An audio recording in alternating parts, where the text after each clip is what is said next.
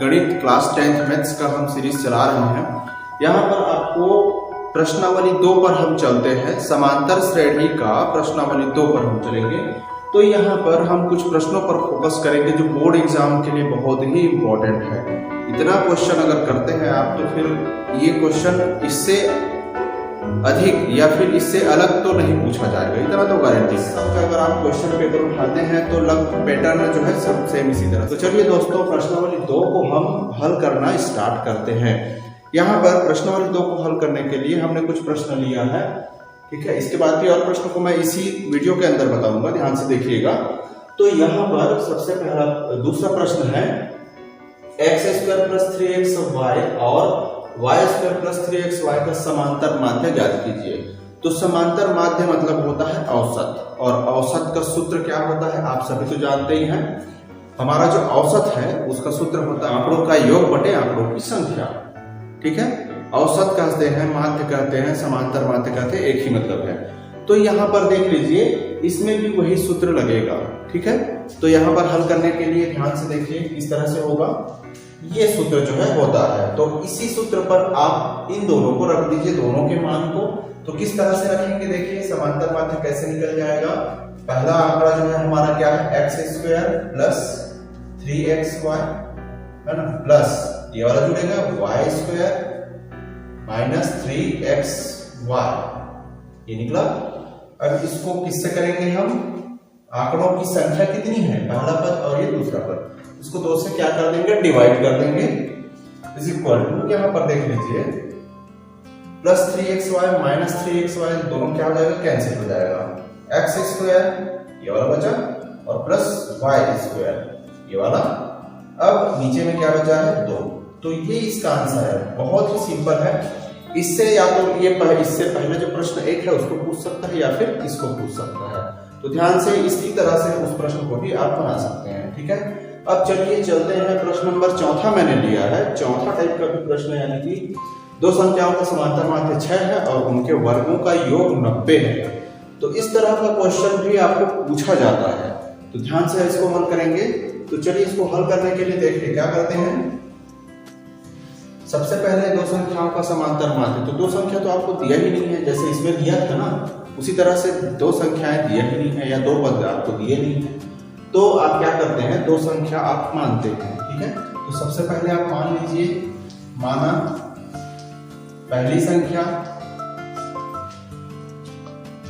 a है, ठीक। तो उसी तरह से दूसरी संख्या आप क्या मानेंगे, बराबर b, ठीक। अब प्रश्न पर चलेंगे आप, ठीक है। तो आप इसको इस तरह से लिख दीजिए, प्रश्न के अनुसार, ठीक है, अकॉर्डिंग टू क्वेश्चन, ठीक है। प्रश्न के अनुसार आप जब चलेंगे तो क्या होगा, पहला लाइन क्या है, 2 संख्याओं का समांतर माध्य 6 है, ठीक है। तो 2 संख्या का समांतर माध्य मतलब जैसे हमने यहाँ पर आंकड़ों का योग बटे आंकड़ों की संख्या सूत्र लगाया था, तो उसी तरह से हम क्या लिखेंगे, a + b है ना, बटे 2 है ना, ये सूत्र हो गया समांतर माध्य का। बराबर कितना है वो, है ना, 2 संख्याओं का समांतर माध्य कितना है, 6 है। तो हम इस तरह से लिख दिए, ठीक। पहला वाक्य हो गया कंप्लीट। अब इसको जब आगे हल करोगे तो क्या मिलेगा आपको, a + b = 6 × 2। ये 2 जो है इधर ट्रांसफर हो जाएगा, a + b = कितना हो जाएगा, 12 हो जाएगा। अब यहां पर देखिए, आप दोनों में से किसी एक पद को या एक संख्या को आप इधर ट्रांसफर करेंगे तो एक संख्या का मान आपको मिलेगा। जैसे b = 12, इस a को इधर पक्षांतर कर देंगे, ट्रांसफर कर देंगे तो क्या मिला, b का वैल्यू मिला आपको 12 - 1। तो आप यहां पर इसको क्या मान सकते हैं, इक्वेशन नंबर फर्स्ट मान सकते हैं, ठीक है। तो यहां पर आप एक चीज देखिए, b का वैल्यू आपको मिल गया, ठीक है। अब हम चलते हैं, ये फर्स्ट स्टेटमेंट था। अब सेकेंड स्टेटमेंट में चलते हैं, क्या लिखा हुआ है, उनके वर्गों का योग 90 है। किनके वर्गों का, संख्याओं के वर्गों का योग, ठीक है। उसी तरह से आप इस तरह से लिख सकते हैं, उनके, उसी वाक्य को मैं लिख रहा हूं ना, वर्गों का योग बराबर कितने हैं 90 हैं। तो वर्गों का योग क्या हो जाएगा a का वर्ग प्लस b का वर्ग, यानी कि पहली संख्या a उसका वर्ग और दूसरी संख्या b का वर्ग का योग 90 है बराबर 90। तो ठीक यहाँ पर अब देखिए ये जो हमने b का मान निकाला है वही मान यहाँ पर आएगा, यानी कि b के जगह हम क्या लिखेंगे 12 माइनस a लिखेंगे। तो यहाँ पर देख लीजिए a स्क्वायर है ना, ये वाला a स्क्वायर प्लस ये प्लस का प्लस b स्क्वायर के जगह हम क्या रखेंगे इतने मान को रखेंगे। तो ये हो गया 12 माइनस a का whole square is equal to क्या हो जाएगा 90 हो जाएगा। अब यहाँ पर देखिए सब तो सही है, लेकिन ये जो 12 माइनस a है इसका स्क्वायर है तो इसका एक फार्मूला होता है। कौन सा फार्मूला होता है यहाँ पर आप लिख सकते हैं उसको, इसके लिए a minus b whole square, इसका सूत्र होता है a square minus 2ab plus b square, ये एक फार्मूला होता है। तो इस फार्मूले में यहाँ पर इसको एक्सपांशन कर देंगे यानी कि विस्तार कर देंगे।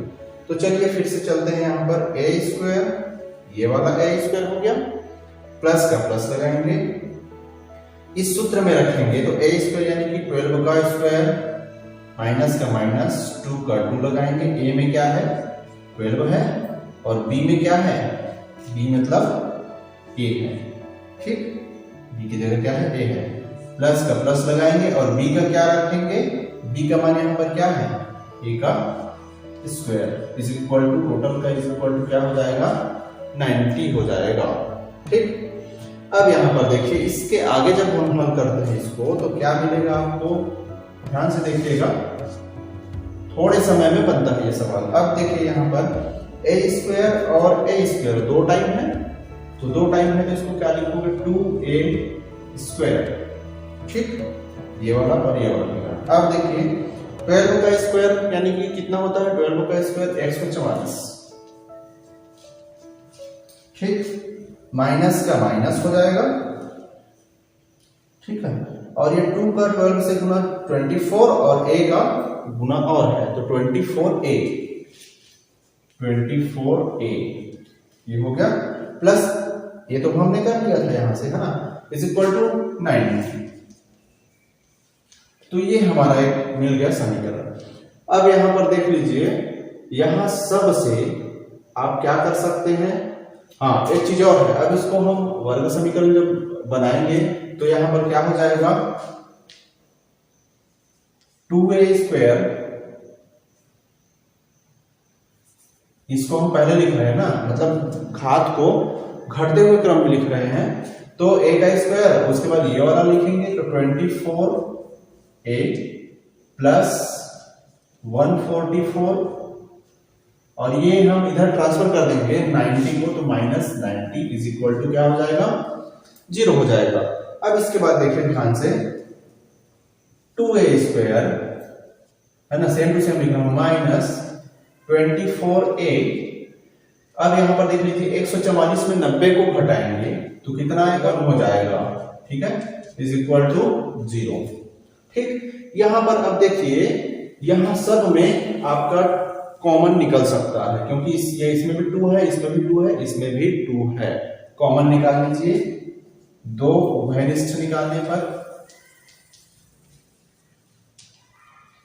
तब क्या करेंगे 2 को इस तरह से निकाल दीजिए, यहां पर क्या बचा a स्क्वायर माइनस यहां से 2 निकल गया है ना कोफिशिएंट के रूप में, तो यहां पर क्या बचा 12a माइनस, अच्छा ये प्लस होगा ना, ये प्लस 54 है ना, प्लस 54 है।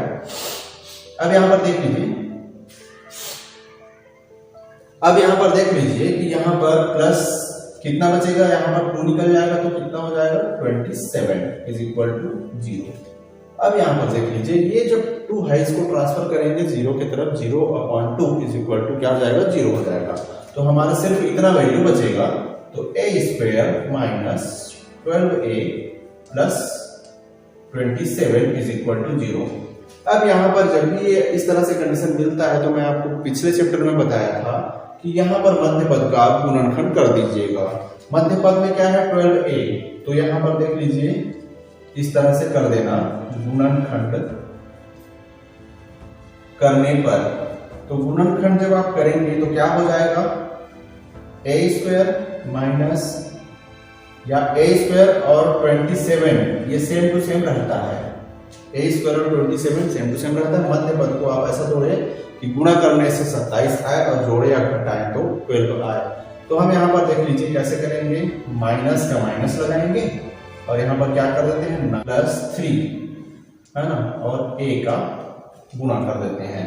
तो 9 और 3 को जोड़ेंगे कितना होगा, 12 हो जाएगा, और अगर 9 और 3 को गुणा करते हैं तो 27 हो रहा है। ठीक है, तो ये इस तरह से बनेगा। अब यहाँ पर देखिए ए स्क्वायर माइनस, ये अब कोष्टक को हटा देंगे तो -9a फिर -3a है ना, उसके बाद +27 = 0। अब यहाँ पर दो पद इस तरह से लेते हैं। ठीक है, इन दोनों में क्या उभयनिष्ठ है, इसमें पहले में क्या उभयनिष्ठ है, तो a उभयनिष्ठ निकाल लीजिए। तो क्या बचेगा a - 9 यहाँ पर बचा। दूसरे में क्या उभयनिष्ठ है इन दोनों में, तो -3, इसमें भी 3 है, इसमें भी 3 है, a - 9 यहाँ से 9 का 3 से गुणा करेंगे 27 आएगा, तो = 0। तो ये आपके दो वैल्यू मिल रहे हैं। कौन कौन सा, a - 9 ये 2 टाइम्स है, हमने लिख लिया, a - 3 = 0। ठीक है, तो यहाँ पर a के 2 वैल्यू हुआ, a - 9 = 0 और a - 3 = 0। तो a = क्या हो जाएगा 9 और a = इधर क्या हो जाएगा 3। अब यहाँ पर देखिए a का वैल्यू 9 या आएगा या तो फिर 3 आएगा। अब देखिए यहाँ पर दोनों अनिश्चितता है, तो आप यहाँ पर क्या कर सकते हैं, इनके मान को आप इक्वेशन नंबर जो आप फर्स्ट माने हैं, यानी कि अभी तक आपको सिर्फ a का मान मिला है ना, b का मान निकालने के लिए आप इक्वेशन फर्स्ट पर जाएंगे, तो b में आप a के वैल्यू को रख दीजिए। ठीक है, तो क्या हो जाएगा, इक्वेशन नंबर फर्स्ट से ये हो जाएगा b = 12 माइनस, अगर हम 9 करते हैं, ठीक है, तो क्या हो जाएगा आंसर 12 में, अगर हम 9 रखते हैं, a की जगह 9 रखते हैं, तो हमारा आंसर कितना हो जाएगा 3।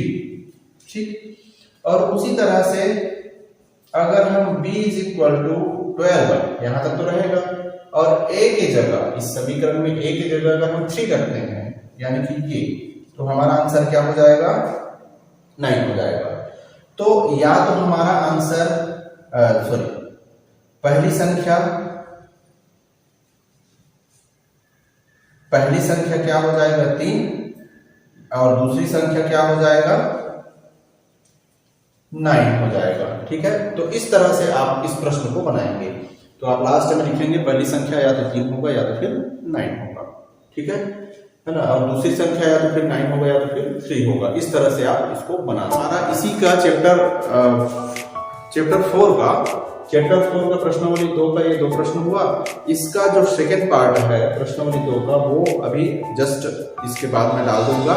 आप कंटिन्यू वाचिंग करते रहिएगा और बोर्ड एग्जाम के प्रश्नों को आप आसानी से हल करते रहिएगा।